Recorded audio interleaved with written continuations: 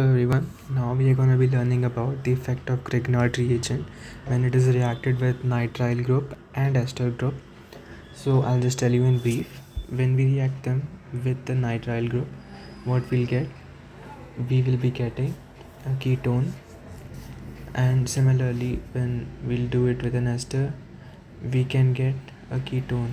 Oh yeah, and we can also get an aldehyde or ketone. I'll just explain to you. Before that, let's know what a Grignard reagent is. So Grignard reagent is basically represented by RMgx.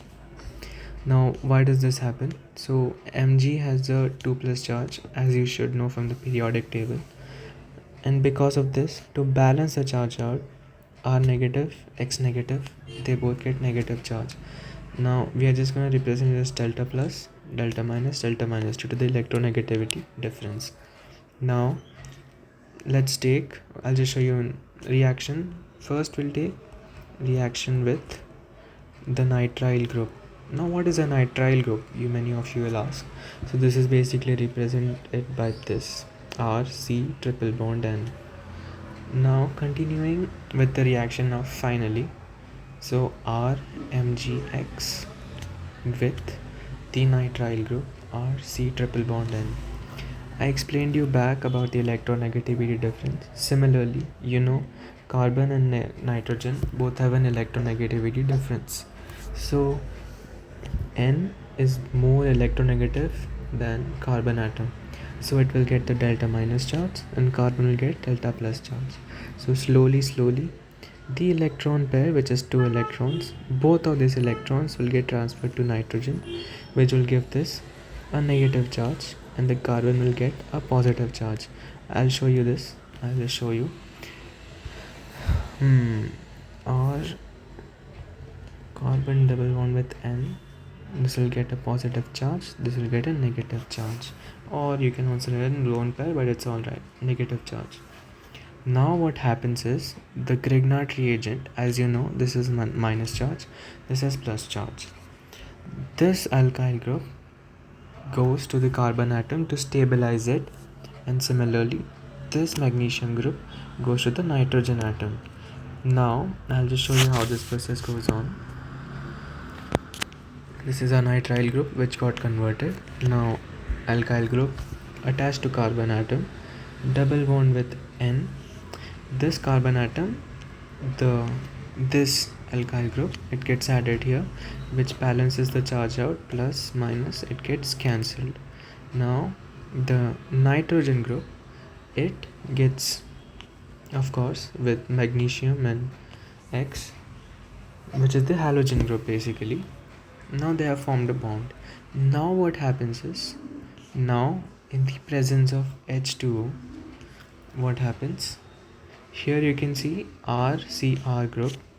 So now just divide this and you see the oxygen atom, add oxygen here, you see 2 hydrogen, add the hydrogens here. Now similarly again, what you get is, we get an RCR double bond O group. Alongside that, we will get an NH3 group. Now you'll ask me, but yeah, here you only gave 2 hydrogen atoms, how did you get another hydrogen? So basically we get another H2O molecule, because you have to balance this also, no? So what happens is, this will get another H plus, this will get OH minus. So alongside this, we will also get MgOH X, and our reaction with nitriles is done this way. So just know you get a ketone from this reaction. Now when we move on for the second reaction, which is reaction with esters. In this case, we take the Grignard reagent. I'm just writing the charges right away, with RC double bond O OR. So this is basically an ester group. Now when the reaction occurs, oxygen is more electronegative than carbon. So in this case, this will get delta negative charge, this will get delta positive charge.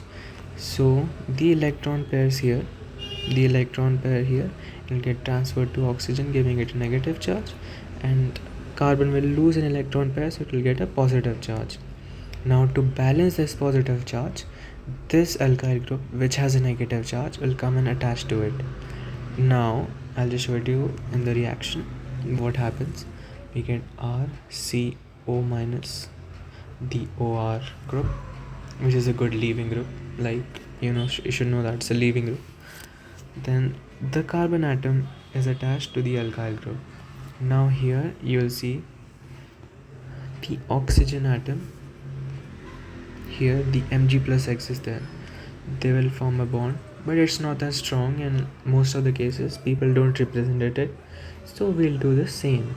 Now what happens is this oxygen has a negative charge. Now OR is a good leaving group, so it will take its way out when oxygen will try to stabilize the carbon atom again when the good leaving group leaves. So in this case, what do we get? We will get RC double bond O R, and this, which is a leaving group, has left the party, and finally we get a ketone again in this process. Similarly, you can derive examples, like you can derive your answers for aldehydes. I'll just give you an homework. For example, you have to derive for this. Let me just check an example which I can give you for an aldehyde. Okay, I'll just give you this example. CH3 MgCl plus HC double bond O with OCH3. Don't worry about this alkyl group, and this is a leaving group. This is gonna leave forward. You should know that. Just tell me the answers for this in the comment section. Thank you so much.